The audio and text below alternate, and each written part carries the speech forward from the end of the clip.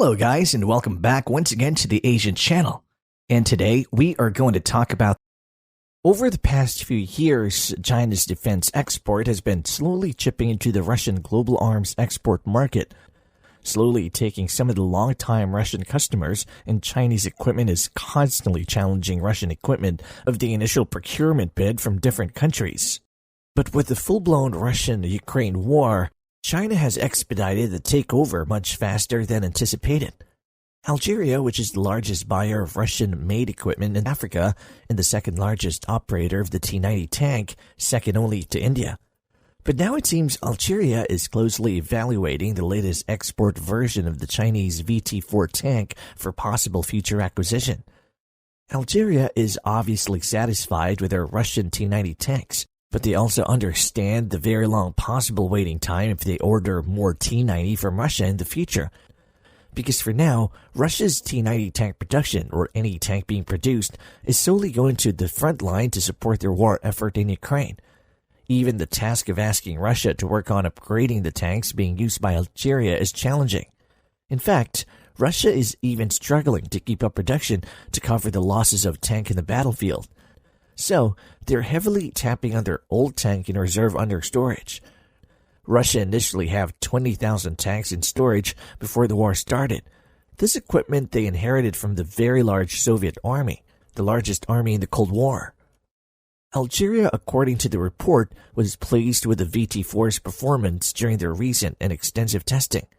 According to reports, the VT4 achieved 100% success during the long-range firing exercise, and they're continuing with the test.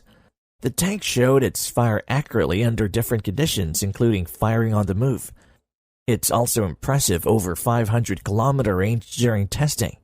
The VT4 was developed specifically for export and has been exported to Pakistan, Thailand, and Nigeria. The latest VT4 has a very high level of mobility. It is equipped with an impressive 1,300 horsepower diesel engine. The tank also benefits from the latest technology used to improve its suspension, its integrated hydraulic transmission system, and the tank's automatic gear transmission for better steering and acceleration. The VT4 also utilized composite armor and explosive reactive armor that provides 700mm protection. It has also a soft kill protection system to jam incoming missiles, and more importantly, it can be equipped with a hard kill protection system and activates explosives to intercept incoming anti-tank missiles and guided munitions. It is similar to the Trophy active protection system used by the Israel's Merkava tanks. Well, as of the moment, Russian and Western tanks don't have active protection system in service on their tank, which makes it very odd because the West and Russia have this technology in development for decades. Yet, it's not widely used on their tanks. If the purchase pushes through, it would be a huge blow for the Russian defense industry, and they perceive Algeria as the possible large buyer on their new T-14 Armada, the tank which Russia describes as the best tank in the world. Although the T-14 development and mass production has been delayed for many years. A possible Algerian purchase of Chinese-made tank is very possible because Algeria itself has purchased many Chinese equipment in the past, like the YJ-12 anti-ship cruise missile, the purchase of WJ-700 drones, the WM-80 rocket artillery system, the HJ-12 anti-tank missile, and the PLZ-45 self-propelled howitzer, and among others.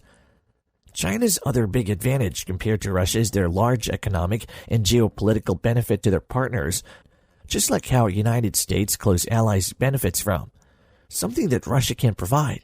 Algeria has even applied to be a dialogue partner of the 9-member country in SEO, the Chinese-led Shanghai Cooperation Organization military bloc.